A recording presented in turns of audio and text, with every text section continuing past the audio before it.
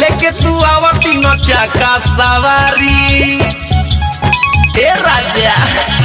का होई Tata Bolero safari लेके तू आवती न चका सवारी हमरा वही बैठा के हो गवना वाले जकरा के हो भतारे आवा ऑटो चला के हो गवना वाले जकरा के हो भतारे आवा ऑटो चला के हो।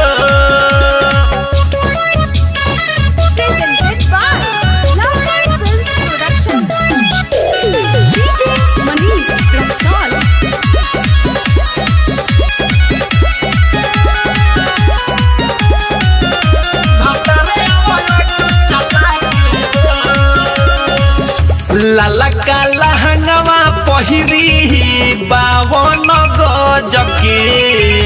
भोरही से बैठल बानी हम सज धजके हो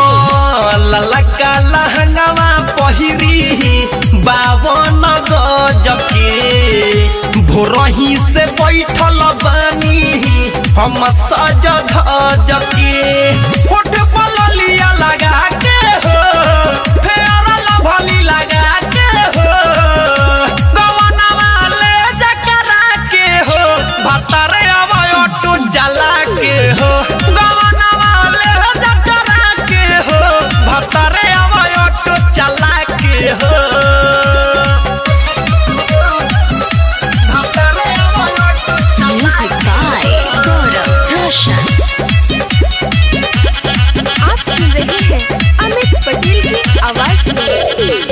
नैहर में को दिन ना लागता मन हो ससुरा बोला के ले जा आज सजन हो ए राजा नैहर में लागता ना छन भर मन हो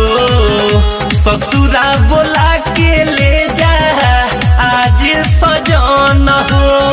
तोहरे के अखियाई ताके हो तोहरे के अखियाई ताके हो गवना वाले जकरा के हो भतारे आवा ऑटो जला